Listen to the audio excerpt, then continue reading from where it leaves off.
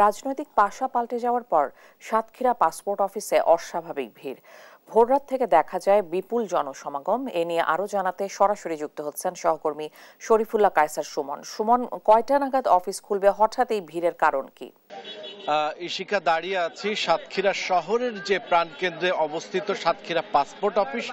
এখানেই পাসপোর্ট অফিসের সামনে। পাসপোর্ট অফিস কিন্তু এখনো না খুললেও এখানে কিন্তু হাজার হাজার মানুষের ভিড়।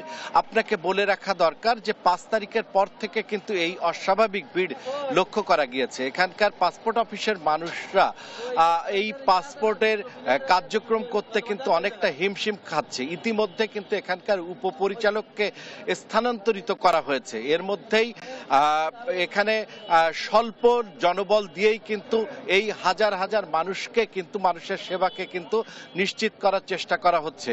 আমি একটু দেখানোর চেষ্টা করছি। আজকে সারা রাত কিন্তু এই মানুষ অনেক কষ্ট করে সেই ভোরবেলাতেই কিন্তু এই ভিড় লক্ষ্য করা গেছে। হাজার হাজার মানুষ এখানে প্রচন্ড গরমের মধ্যে এই কষ্টটি পাচ্ছে। তাদের কিন্তু এই প্রাণসায়ের খালপাড়ের এবং রাস্তার পাশে পাসপোর্ট অফিসের সামনে এই মানুষদের কিন্তু এতটুকু বসার ব্যবস্থাও নেই। এখানে কিন্তু রোগীও রয়েছে, নারী, পুরুষ, শিশু, বৃদ্ধ।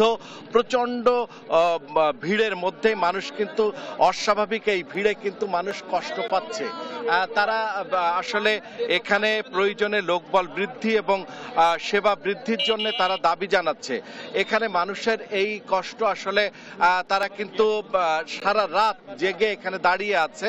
তারপরেও কিন্তু এখনো ঢোকার কোনো পথ তারা এখনো করতে পারেনি। আমরা একটু কথা বলার চেষ্টা করছি। আমরা একটু কথা বলি। আপনার নাম কি?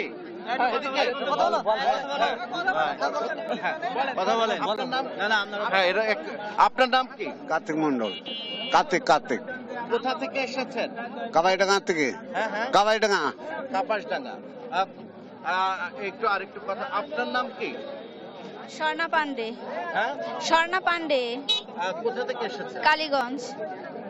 আচ্ছা, এখানে মানুষ কথা বলবার মতো অবকাশটুকুও পাচ্ছে না। সারা রাত কিন্তু তারা এখানে এই রাস্তাতে, এই খালপাড়ের রাস্তাতেই কিন্তু তারা ভিড় জমিয়ে আছে এই পাসপোর্ট অফিসের সামনে। এবং এই পরিস্থিতিটি কিন্তু 5 তারিখের পর থেকে লক্ষ্য করা গিয়েছে, যেখানে আসলে মানুষের সেবা দেওয়ার কথা হচ্ছে 300 জনের মতো প্রতিদিন দিয়ে থাকেন যে লোকবল, সে অনুযায়ী 300 জনের মতো সেবা দেওয়ার ব্যবস্থা থাকলেও এখানে কিন্তু এখন প্রতিদিন 600-650 মতো মানুষকে সেবা দিতে পারছে। এই চিত্রটি আসলে একটি